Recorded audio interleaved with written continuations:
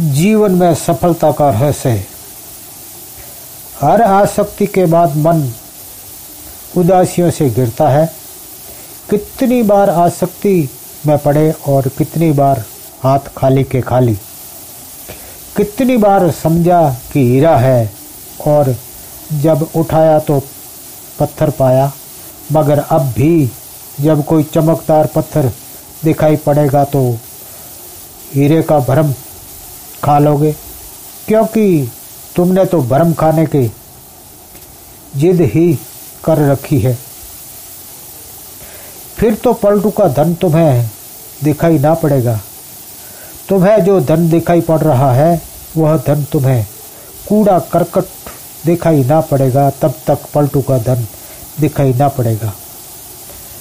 यह दोनों धन एक साथ दिखाई नहीं पड़ते और पड़ सकते भी नहीं। अगर तुम्हें दुनिया में धन दिखाई पड़ रहा है तो आत्मा में धन दिखाई ना पड़ेगा, क्योंकि दुनिया की भाषा का धन आत्मा की भाषा के धन से बिल्कुल विपरीत है। और जिस दिन तुम्हें दुनिया में कोई धन दिखाई ना पड़ेगा उस दिन देर नहीं लगेगी और एक क्षण में लौटना हो जाएगा और भीतर का धन दिखाई पड़ने लगेगा। अगर तुमने जीवन के सभी दुखों को ठीक ठीक देखा समझा है तो उनका इकट्ठा परिणाम यह होता है कि संसार दुख ही है। और यह जितनी सघनता से तुम्हारे भीतर हृदय पर छप जाएगी, बिल्कुल अंतर आत्मा में यह उकेरी तो हो जाएगी कि पूरा संसार दुखमय है, उतने ही जल्दी पलटू की बात समझ में आएगी और आत्मा में धन दिखाई पड़ेगा और अतुल्य संपदा दिखाई पड़ेगी। कुछ इस कदर है गमे जिंदगी से दिल मायूस, फिजा गई तो बहारों में भी जी नहीं लगता। अगर सारे दुखों को समझ लो, अगर तुम्हारा दिल जीवन के सारे दुखों से भली भांति जागरूक हो जाए और देख ले उन्हें ठीक ठीक देख ले, सब पर्दे उखाड़ फेंके कि कहीं भी सुख नहीं है, फिर तो पतझड़ जाने की तो बात ही छोड़ो। जब बाहर भी आएगी तो मन नहीं लगेगा। अभी तो तुम्हें जहाँ सुख का नाम ही नहीं है फिर भी सुख ही मालूम पड़ता है। अभी तो दुख में भी सुख का ही भ्रम होता है और जब समझ में आ जाए फिर वह असली सुख भी तुम्हारे सामने खड़ा हो जाए तो भी वह दुख ही नजर आएगा, क्योंकि तुम्हें मालूम हो गया है कि दुनिया में सुख है ही नहीं। क्योंकि अब तुम जानते हो कि यह सब धोखे हैं। संसार ने बहुत बार धोखा दिया है और यह बात मैं कोई आपको नई बात नहीं कह रहा हूँ। यह बात सबके साथ बीत रही है, फिर भी अनजान बने हुए हैं और वही गलती बार बार करते हैं, लाख बार वही फिर से दोहराते रहते हैं। तुम्हारे समझ में कब आएगी, कब समझोगे? वही राग, वही द्वेष, वही ईर्षा, वही मोह, वही मत्सरता, वही अहंकार, सब वही वही दोहराते रहते हैं। इन सब से क्या लेना देना तुम्हारा? और तुम अगर एक महीने की डायरी बनाकर देखो तो पाओगे कि वही एक बात रोज रोज दोहराते हो। कोई नई बात तो कुछ भी नहीं। दुखी हुए, नाराज हुए, परेशान हुए, अपमानित हुए, पीड़ित हुए, दंभ ने घेरा, मोह ने पकड़ा, यह सब कितनी बार दोहराओगे? यही तो है पूरे जीवन में उल्टा सीधा चक्र चलता रहता है। रुकने का तो नाम ही नहीं है, और रुकता है तो वह है जीवन।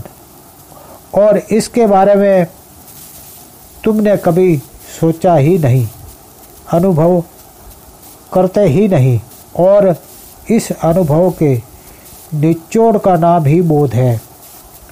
और इस दुनिया में सब से गंभीर समस्या यही है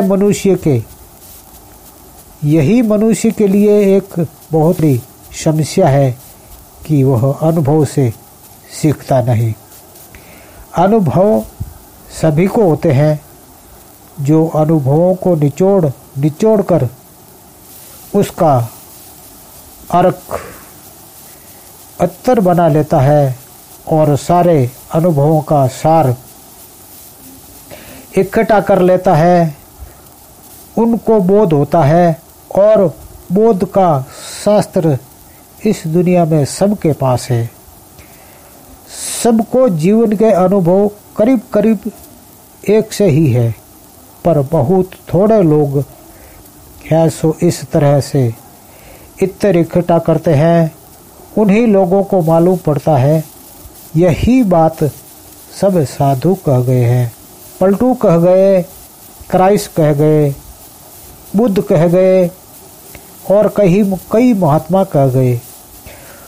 बुद्ध कहते हैं बाहर के जीवन में जरा भी सुख नहीं है, जीवन में दुख ही दुख है, जीवन की पूरी कहानी दुख की है, जीवन की पूरी रासलीला दुख की है।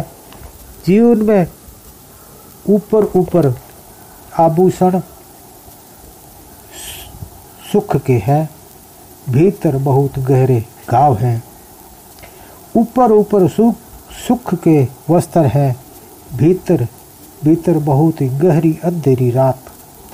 और जिस दिन यह सब ही मालूम पड़ जाए तो फिर कहाँ जाओगे? फिर तो एक ही जगह बस जाती है, वह है अपने आपके भीतर। और अपने भीतर जाने के वैसे 9 द्वार कहते हैं। इस 9 द्वार से दुख अंदर जाता है, आप नहीं। और इसी 9 द्वार से सारे दुख बाहर भी जाते हैं। और इसी शरीर में एक और द्वार भी है, और उसको कहते हैं 10वां द्वार। 9 द्वार संसार में चलने के 9 रास्ते हैं, और भीतर जाने का सिर्फ ना सिर्फ एक ही रास्ता है, उसी से भीतर आप जा सकते हैं, और वह है ध्यान। इस ध्यान को चाहे जो नाम दो, भक्ति देवो या ध्यान। भक्ति भी कहा जा सकता है और ध्यान भी, पर यह सब होशपूर्वक ही किया जा सकता है। होश यानी स्मृति। इसी स्मृति को एक तारा भी कहा है।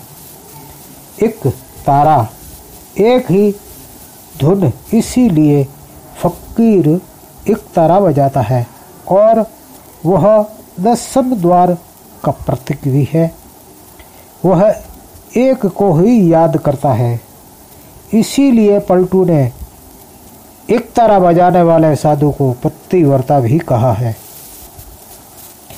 इसीलिए सिर्फ एक धारणा ही जीवन को सुखी बना सकती है, और वह है सिर्फ ना सिर्फ एक ध्यान। यह मैं आपको कोई कहानी नहीं समझा रहा हूँ। मैं आपको कोई गीता, वेद, पुराण, उपनिषद पढ़ने को नहीं कह रहा हूँ।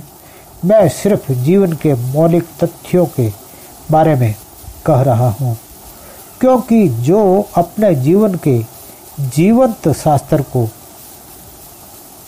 ना पढ़ सका, वह वेद पुराण क्या पढ़ेगा? जो अपने जीवन की कहानी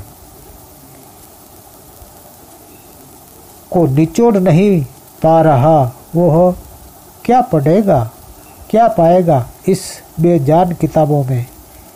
जो जीवंत यानी जीती जागती इस कहानी से कुछ नहीं पा सका वह और कहीं से क्या पाएगा। तुम्हारे पास होश भी है, जागने की क्षमता भी है, चैतन्य स्वरूप को पाने का अधिकार भी है, फिर भी भटकने में अच्छा लगता है। तो आप जानो, यही जीवन का सार है। अपने आप को जानना एकमात्र सार है, बाकी सब असार है। धन्यवाद।